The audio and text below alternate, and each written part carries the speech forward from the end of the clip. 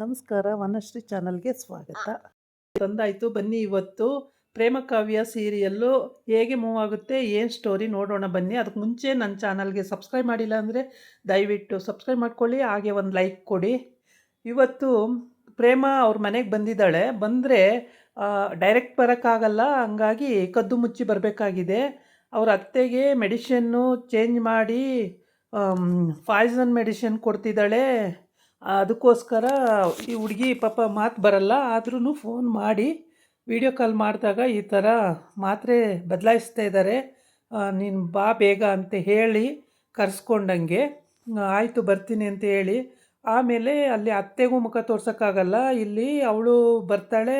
ಅವಳು ಹೇಗೆ ಅಂದರೆ ಅವಳಿಗೆ ಈ ಮನೆಗೆ ಅವರ ಬಾ ದೊಡ್ಡ ಮಾವನ ಹೆಂಡತಿ ಆಗಬೇಕಾದವಳು ಮದುವೆ ಮಾಡ್ಕೊಳ್ಳಿಲ್ಲ ಅನ್ನೋ ಸೇಡು ತೀರಿಸ್ಕೊಳ್ಳೋದಕ್ಕೆ ಪಾಪ ಅವನ್ನೂ ಸಾಯಿಸ್ಬಿಡ್ತಾಳೆ.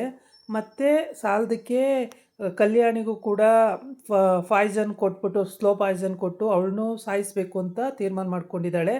ಇವರಿಬ್ಬರನ್ನೂ ಒಂದು ದಿಕ್ಕಲ್ಲಿ ಕಳಿಸ್ಬಿಟ್ಟು ಅವರು ಮಾದೇವನ ಹೆಂಡ್ತಿನೂ ಕಳಿಸಾಯಿತು, ಈ ಕಡೆ ರಾಮು ಹೆಂಡ್ತಿನೂ ಕಳಿಸಾಯಿತು. ಎಲ್ಲರೂ ಕಳಿಸ್ಬಿಟ್ಟಿದ್ದಾಳೆ. ಇವಾಗ ಅವಳು ಆರಾಮಾಗೇ ಇರಬೇಕು ನಾನು ಒಬ್ಬಳೇ ಅಂತ ಅವಳು ತೀರ್ಮಾನ ಮಾಡ್ಕೊಂಡಿದ್ದಾಳೆ. ಈ ಪ್ರೇಮ ಹೇಳ್ತಾಳೆ, ಈ ಮೆಡಿಷನ್ ಯಾವುದು ತೋರಿಸು ಅಂದಾಗ ಬೀಗ ಹಾಕಿದ್ದಾರೆ ಅಂತ ಹೇಳ್ತಾಳೆ ಇವಳು ಹುಡುಗಿ. ಆವಾಗ ಆ ಕೀ ಎಲ್ಲಿದೆ ಅಂತ ಗೊತ್ತಾ ಅಂದಾಗ ಕೀ ಅಲ್ಲಿ ರೂಮಲ್ಲಿದೆ ಅಂತ ಹೇಳ್ತಾಳೆ, ಅಂದರೆ ಮೂಕ ಭಾಷೆಯಲ್ಲಿ ಹೇಳ್ತಾಳೆ. ಆವಾಗ ಹೋಗಿ ತೊಗೊಂಡು ಬಾ ಮೆತ್ತಗೆ ನೋಡೋಣ ಅಂದ ಹೋಗಿ ತಗೊಬರ್ತಾಳೆ. ಕಲ್ಯಾಣಿ ನಿದ್ರೆ ಮಾಡ್ತಿರ್ತಾಳೆ. ಆ ಟೈಮಿಗೆ ಇವಳು ಹೋಗಿ ದಿಂಬಡಿಯಿಂದ ಕೀ ತಂದು ಕೊಡ್ತಾಳೆ. ಕೀ ತಂದು ಕೊಟ್ಟಾಗ ಆ ಕೀನಲ್ಲಿ ಡ್ರಯರ್ ತೆಗೆದು ಟ್ಯಾಬ್ಲೆಟ್ ನೋಡ್ತಾಳೆ. ರಾಮು ಬೇರೆ ಟ್ಯಾಬ್ಲೆಟ್ ಕೊಟ್ಟಿರ್ತಾನೆ, ಆ ಟ್ಯಾಬ್ಲೆಟ್ನ ಅಲ್ಲಿ ಇಟ್ಬಿಟ್ಟು ಈ ಟ್ಯಾಬ್ಲೆಟ್ನೆಲ್ಲ ವಾಪಸ್ ತಗೊಂಬಿಡ್ತಾಳೆ. ತಗೊಂಡು ಆಮೇಲೆ ಬೀಗ ಹಾಕಿ ನಾಳೆ ಬೀಗನ ಚೇಂಜ್ ಮಾಡಿದ್ರು ಮಾಡ್ಬೋದು ಅಂತ ಹೇಳ್ಬಿಟ್ಟು ಇವಳೇನು ಮಾಡ್ತಾಳೆ, ಆ ಬೀಗನ ಇನ್ನೊಂದು ಅಚ್ಚು ಸೋಪಲ್ಲೇ ಅಚ್ಚು ಮಾಡ್ಕೋತಾಳೆ. ಇಲ್ಲ ಅಂದರೆ ಇವಳು ಮತ್ತೆ ಏನಾದರೂ ಪ್ರಾಬ್ಲಮ್ ಮಾಡ್ತಾಳೆ ಅಂತ ಗೊತ್ತು, ಹಾಗಾಗಿ ಸೋಪಲ್ಲಿ ಅಚ್ಚು ಮಾಡಿಕೊಂಡು ಇನ್ನೊಂದು ಕೀ ಮಾಡಿಸ್ಕೊಂಡು ಬರ್ತೀನಿ ಅಂತ ಹೇಳಿ ಅಲ್ಲಿಂದ ಏನಾದರೂ ಡೀಟೇಲ್ಸ್ ಬೇಕಲ್ಲ ಅವಳದು, ಡೀಟೇಲ್ಸ್ ಇದ್ದರೆ ನಾವು ಅವಳನ್ನು ಹಿಡಿಬೋದು ಯಾವ ಥರನಾದರೂ. ಏನಕ್ಕೆ ಇವಳು ಬಂದು ಸೇರ್ಕೊಂಡಿದ್ದಾಳೆ, ಯಾರು ಏನು ಎತ್ತ ಒಂದು ಗೊತ್ತಿಲ್ವಲ್ಲ ಅಂತೇಳಿ ಸೊಪ್ಪಿನ ಅಚ್ಚು ಹಾಕಾದ್ಮೇಲೆ ಅವಳು ಅದನ್ನು ಇಟ್ಕೊಂಡು ರೂಮಿಗೆ ಹೋಗ್ತಾರೆ. ರೂಮಿಗೆ ಹೋಗಿ ಡ್ರಾಯರು ದಿಂಬಡಿ ಎಲ್ಲ ಕಡೆ ಹುಡುಕ್ತಾಳೆ. ಎಲ್ಲಿ ಹುಡುಕಿರೂ ಏನೂ ಸಿಕ್ಕಿರಲ್ಲ. ಲಾಸ್ಟಲ್ಲಿ ಒಂದು ಫೋಟೋ ಸಿಕ್ಕುತ್ತೆ ಅವಳದು ಮತ್ತು ಈ ಮನೆ ದೊಡ್ಡ ಭಾವಂದು, ಅಂದರೆ ಕಲ್ಯಾಣಿಗೆ ಭಾವ ಆಗಬೇಕು, ರಾಮುಂಗೆ ದೊಡ್ಡಪ್ಪ ಮತ್ತು ಮಾದೇವಂಗೆ ಅಪ್ಪ, ಈ ಥರ ಸಂಬಂಧದಲ್ಲಿ ಅವಂದು ಮತ್ತು ಇವಳದು ಫೋಟೋ ಸಿಗುತ್ತೆ. ಈ ಫೋಟೋ ತೊಗೊಳ್ತಾಳೆ. ಆ ಫೋಟೋನ ತೊಗೊಂಡು ಅವಳು ಇಲ್ಲೇ ಇದ್ದವಳಲ್ವ ಪ್ರೇಮ, ಅವಳಿಗೆಲ್ಲ ಗೊತ್ತು ಯಾವ ಕಡೆ ಹೋಗ್ಬೋದು ಏನು ಕತೆ ಅಂತ. ಅಲ್ಲಿ ಮೆಟ್ಲತ್ತು ಬರ್ತಾ ಇರ್ತಾಳೆ. ಸ್ಟೇರ್ ಕೇಸು ಅಂದರೆ ಇದು ಡೂಪ್ಲೆಕ್ಸಿಂದ ಕೆಳಗಿಂದ ಮೇಲೆ ಮೆಟ್ಲತ್ತು ಬರಬೇಕಾದ್ರೆ ಈ ಹುಡುಗಿ ಕೂಗುತ್ತೆ, ಕ್ವಾ ಕ್ವಾ ಕ್ವಾ ಅಂತ ಕೂಗುತ್ತೆ. ಪ್ರೇಮ ಅದನ್ನು ಕೇಳಿಸ್ಕೊಳ್ಳೋದೇ ಇಲ್ಲ. ಆವಾಗೇನು ಮಾಡ್ತಾಳೆ, ಏನು ಮಾಡೋಕ್ಕಾಗಲ್ಲ, ಅಲ್ಲಿ ನಿಂತಿರ್ತಾಳೆ. ಇಲ್ಲೇ ಯಾಕೆ ನಿಂತಿದೀಯ ಅಂತ ಕೇಳ್ತಾಳೆ. ಆವಾಗ ಏನಿಲ್ಲ ಅಂತ ಹುಡುಗಿ ಸುಮ್ಮನೆ ಏನಿಲ್ಲ ಅಂತ ಕತ್ತಿಂಗ್ ಇದು ಮಾಡುತ್ತೆ.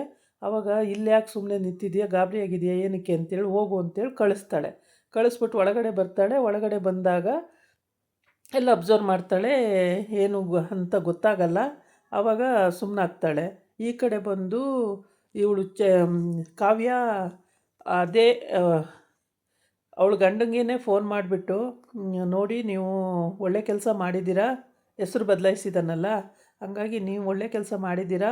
ಆ ಪ್ರೊಫೆಸರ್ ಬಂದು ಇವತ್ತು ನನ್ನ ಹತ್ರ ಸಾರಿ ಕೇಳಿ ಫೇಲ್ ಮಾಡಿರೋ ನಂಬರ್ನು ವಾಪಸ್ ಕೊಡ್ತೀನಿ ಅಂತ ಹೇಳೋಗಿದ್ದಾರೆ ಅಂತ ಹೇಳ್ತಾಳೆ. ಹೌದಾ, ಒಳ್ಳೇದಾಯಿತು ಬಿಡಿ ಅಂತೇಳಿ ಇವನು ಹೇಳ್ತಾನೆ. ಆಯಿತು ಮೇಡಮರೇ, ಹಂಗೆ ಮಾಡಲಿ, ಚೆನ್ನಾಗಿ ಬುದ್ಧಿ ಕಲ್ತಿದ್ದಾನೆ ಬಿಡಿ ಅವನು ಅಂತೇಳಿ ಹೇಳ್ತಾನೆ.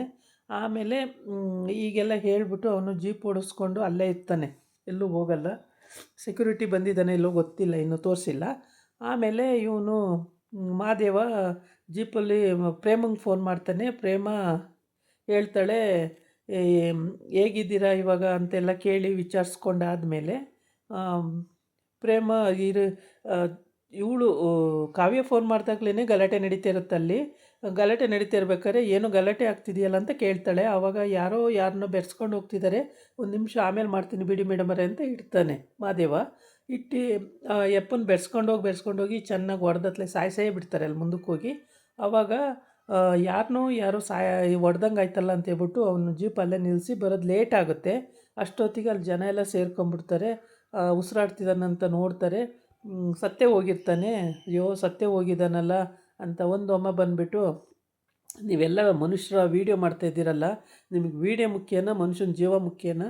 ಮನುಷ್ಯನ ಕರ್ಕೊಂಡೋಗಿ ಹಾಸ್ಪಿಟ್ಲಿಗೆ ಅಡ್ಮಿಟ್ ಮಾಡೋದು ಬಿಟ್ಟು ಹಾಸ್ಪಿಟ್ಲಿಗೆ ತೋರ್ಸೋಣ ಅನ್ನೋದು ಬಿಟ್ಟು ಇಲ್ಲಿ ವೀಡಿಯೋ ಮಾಡ್ಕೊಂಡು ಕೂತಿದ್ದೀರಲ್ಲ, ಏನು ಜನನಪ್ಪ ಇವು ಅಂತ ಬೈತಾ ಇರ್ತಾಳೆ. ಅಷ್ಟೊತ್ತಿಗೆ ಅಲ್ಲಿಗೆ ಎಂಟ್ರಿ ಆಗ್ತಾನೆ ಮಹಾದೇವ ಎಂಟ್ರಿ ಆಗಿ ಯಾರು ಅಂತ ನೋಡ್ತಾನೆ. ನೋಡಿದಾಗ ಅವನಿಗೇನು ಗೊತ್ತಾಗಲ್ಲ, ಯಾಕೆಂದರೆ ಅವ್ನು ಹುಟ್ಟಾಗಿಂದ ನೋಡೇ ಇಲ್ಲ, ಏನೂ ಗೊತ್ತಾಗಲ್ಲ. ಆವಾಗ ಏನು ಮಾಡ್ತಾನೆ, ಆ ಮನುಷ್ಯನ ನಾನೇ ಕರ್ಕೊಂಡೋಗಿ ದಫನ್ ಮಾಡ್ತೀನಿ ಬಿಡಿ ಅಂತೇಳಿ ಎತ್ಕೊಂಡು ಜೀಪಿಗೆ ಹಾಕ್ಕೊಳ್ತಾನೆ. ಜೀಪಿಗೆ ಹಾಕ್ಕೊಂಡು ಯಾರೋ ಮಗನೋ, ಯಾರ ಅಪ್ಪನೋ, ಯಾರ ಹೆಂಡ್ತಿನೋ, ಯಾರೋ